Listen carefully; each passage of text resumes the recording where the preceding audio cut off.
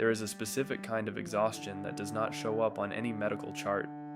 It is not the kind that comes after a long run, or a sleepless night, or a hard day at work. It is the kind that settles somewhere behind your eyes, somewhere in the hollow of your chest after you have been online for 3 hours and somehow feel more alone than when you started. You close the app, you open it again, you already know nothing new is there, but you check anyway. And somewhere in that small, almost invisible loop, something about who you are and what this world has done to you is quietly being written. This is not a video about screens. It is not a lecture about attention spans or digital addiction. It is something much closer to you than that. It is about what it actually feels like to be young right now, to have grown up inside a world that handed you infinite information and almost no certainty, to have learned how to perform belonging before you ever learned what belonging actually felt like. If you were born somewhere between the mid-1990s and the early 2000s, this is for you, not the version of you that exists in think pieces and generational discourse. The real one, the one who is tired in ways you cannot always explain. You scroll past something that makes you feel something, a tweet, a video, a comment that somehow articulates the exact ache you have been carrying around for months. And for a second, maybe 2 seconds, you feel less alone. Then the feed moves, the moment dissolves, and you are back to the same ambient hum of disconnection, wondering if what you just felt was real, or if you only felt it because the algorithm knew you would. You do not always finish the things you start, not because you are lazy, but because finishing feels dangerous somehow. Like if you complete something, it will be judged, and if it is judged, there is a version of you that can be found lacking. So you leave things at 78% done. You draft the message and do not send it. You almost apply for the thing. You almost say the honest thing out loud. You care deeply about fairness, about the world, about other people's pain, sometimes more fluently than you care about your own. You can hold space for a friend's crisis at 2 a.m. with a wisdom that would surprise most adults, and then feel completely unqualified to name what is happening inside yourself. You are fluent in the language of mental health, but sometimes feel like you are describing your own condition from outside a glass window, using all the right words and still not quite touching the thing.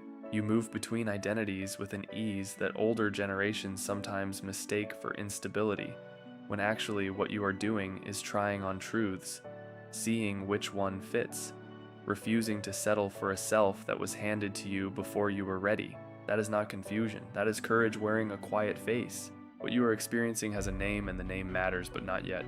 First, let us stay in the feeling a little longer. Psychologists who study adolescent development and digital culture have started using a phrase to describe something your generation has had to navigate that no generation before you fully encountered in this form. They call it context collapse. It is the experience of existing simultaneously in front of every audience you have ever had all at once. Your childhood friends, your college classmates, your employer, your family, strangers, all of them watching the same feed, the same posts, the same carefully constructed or carelessly authentic version of you. Before the internet, you could be a slightly different person at school than you were at home. Not dishonestly, just contextually. You could let different parts of yourself breathe in different rooms. Context collapse took those rooms away. It put you on a stage with no backstage, and here is what that does to a developing mind. It does not just affect what you post. It rewires how you think about yourself when no one is watching.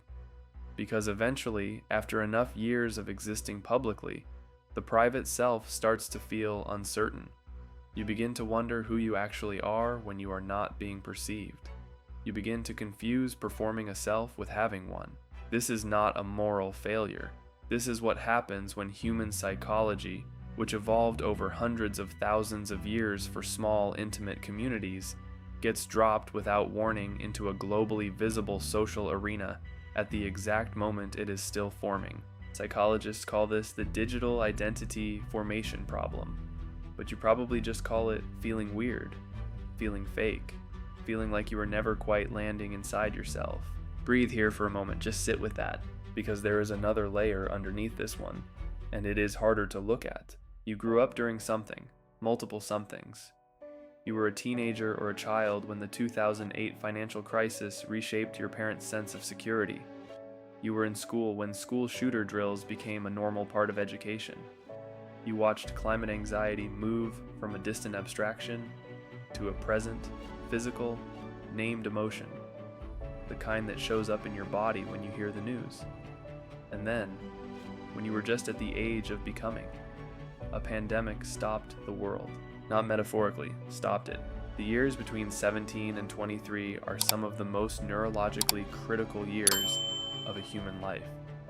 The prefrontal cortex, which governs decision-making, emotional regulation, and the construction of long-term identity, is still completing its development during that window. For an entire generation, those years happen inside isolation, inside grief, inside a screen, inside uncertainty so total it had no bottom. Researchers in developmental psychology are still studying what this means, but you already know what it meant. It meant that some of the social learning that happens in rooms, through eye contact and misread moments and the slow building of trust with another person's nervous system, some of that did not happen on schedule. And now you are out in the world, technically adult, technically recovered, carrying a developmental gap that no one officially named and very few people have the language to acknowledge. Sometimes I feel like I missed something everyone else got. You did not miss it because you were careless. You missed it because the world took it. And there is a difference. There is a significant, important, aching difference between those two things. Here is the twist that almost no one talks about. This same generation, the one that was developmentally disrupted, is also demonstrating something extraordinary in psychological research. Studies on empathy, on emotional vocabulary, on self-awareness, consistently show that young people today score higher on emotional intelligence metrics than any cohort previously measured. Your generation is, on average, better at naming emotions, better at holding complexity, better at understanding that mental health is real than generations who had far more stability. The wound and the wisdom came from the same place. This shows up in your relationships in ways that are sometimes hard to trace back to their origin. You want deep connection. Genuinely. Not the performed version, not the safe version. You want to be known. And at the same time, something in you remains on guard. Not because you are cold, but because you learned very early that the world is genuinely uncertain, that plans collapse, that institutions lie, that even the most stable-looking things can, overnight, stop. So you love with one foot slightly toward the door. Not always, not consciously. But there is a part of your nervous system that has been trained by experience to hold something back, to leave an exit available. Psychologists call this anxious avoidant attachment behavior, and it is more prevalent in your generation than in any previously studied group. But the name is less important than understanding what it actually feels like from the inside, which is this. You want closeness and you fear it in almost equal proportion, and the result is that you sometimes push away the very thing you are most hungry for. You do this in friendships too. You are capable of extraordinary intimacy over text, over a shared playlist, over a meme that somehow says exactly the right thing. And then, in person, something goes slightly quiet. The translation from digital warmth to physical presence sometimes loses something in the gap. I don't know why it's easier to be honest in a message than in a room. This is not shallowness. This is what happens when your most formative emotional connections were built, in part through a medium that gives you edit time, that lets you revise before you send, that allows you to perform vulnerability with a backspace key ready. Real-time, unedited presence feels like showing up to a test you were not given the study guide for, and in work this same pattern appears. You are drawn to work that feels meaningful, to organizations with clear values, to roles where you can see the actual human impact of what you do. This is not entitlement, as so many older commentators have lazily labeled it. It is the logical response of a generation that watched its parents work hard for institutions that then laid them off. that watched loyalty go unrewarded, and that grew up with enough historical context to understand that time is not guaranteed. You are not unwilling to work hard. You are unwilling to work hard for nothing. That is not a character flaw. That is a value system built from lived evidence. Stop here, because what comes next is the part that is hardest to say. Somewhere along the way, you became very good at something that looks like strength but sometimes functions like armor. You became good at being fine, at processing publicly, at metabolizing your pain in real time, sharing it online, receiving support, and moving on before the wound actually closed. The language of mental health, which your generation has so beautifully helped destigmatize, has also sometimes become a way of narrating pain from a safe distance rather than feeling it in the body. You can describe your anxiety with clinical precision. You know the terms, you know the frameworks, and sometimes knowing the name of the thing becomes a way of not having to sit in the full weight of the thing. There is a concept in psychology called intellectualization, and it is the way the mind uses understanding as a substitute for experiencing. It is not dishonest, it is protective. When you were handed pain without adequate support, your mind learned to rise above it, to observe it, to analyze it, to share it in curated doses. That was not a weakness. That was survival. I've explained myself to so many people. I just want to be held without having to explain. But the body keeps the score, as one researcher famously put it, and the parts of your experience that were processed intellectually but not felt fully are still there. They live in the tension you hold in your shoulders, in the sleep that does not quite restore you, in the way certain songs make you cry without knowing why, in the spiral that begins when someone goes quiet for too long. This is the emotional peak. This is the truest thing in this entire script. You are not broken, but you are carrying more than you have been allowed to put down. And almost no one has told you that you are allowed to put it down. Breathe, just breathe. Now here's where something shifts. Not a fix, not a solution, just a turning. There is a difference between what happened to you and what you do next. Not because what happened to you was your fault, it was not, but because the future, this version of you that is still forming, is the only thing that actually lives in your hands. The concept that is most useful here is not a clinical term. It is an image. Imagine the version of you at 16 or 17 or 20, the one who learned to scan rooms for threat, who learned to be a little bit of everything so no one would leave, who learned to be funny when they were sad and calm, when they were scared and certain when they were lost. Imagine that version of you, not with judgment, with something softer than that, because that version of you was doing the best possible job with the tools available. And some of those tools, the hypervigilance, the emotional suppression, the performance of fine, they worked then. They kept you safe, they kept you functional, they helped you survive environments and moments and years that were genuinely hard. What saved you then may be what limits you now. That is not a condemnation, it is an invitation.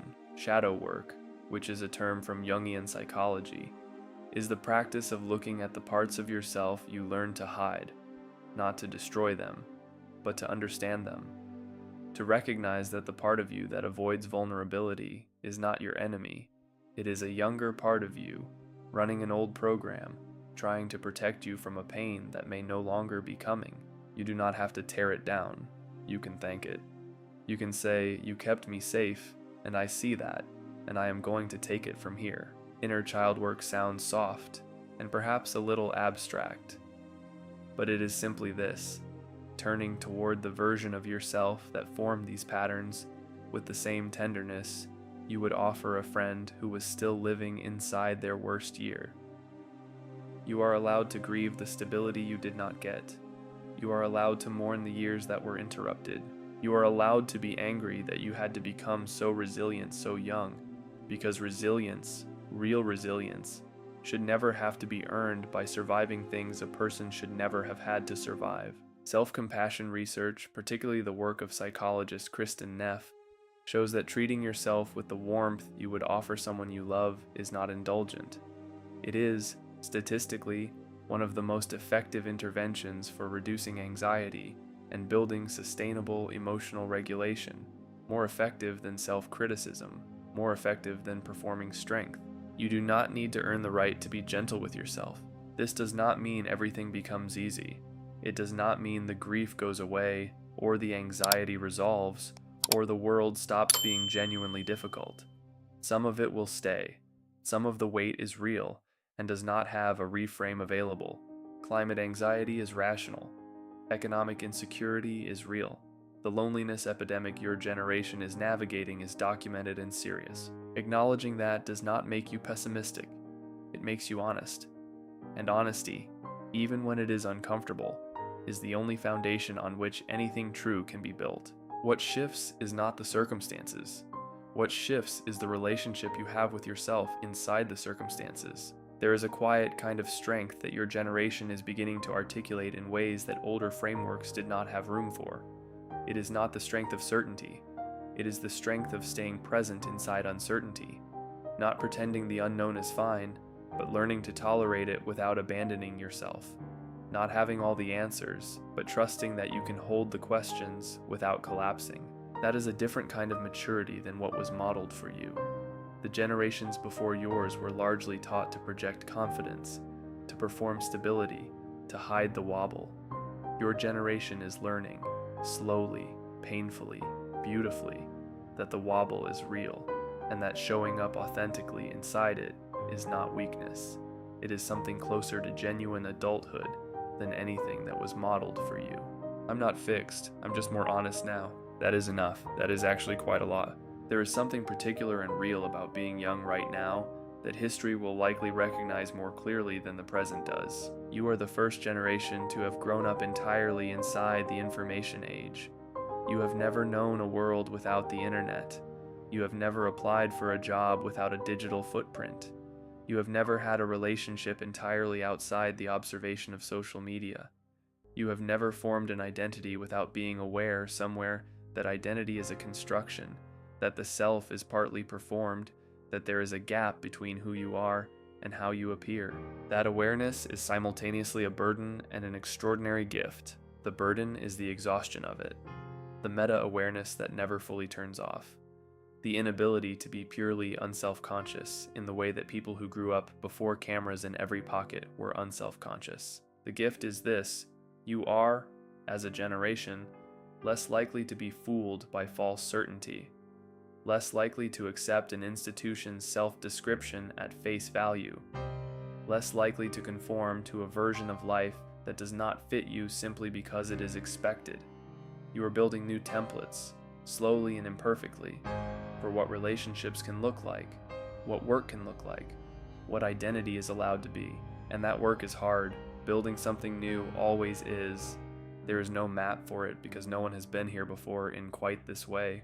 But you are not as alone in it as it sometimes feels at 2 in the morning when the feed goes quiet and the ache comes back. There is a moment, if you have ever sat with yourself long enough, when something settles, not because the questions are answered, but because you stop needing them to be answered right now. You stop gripping quite so hard.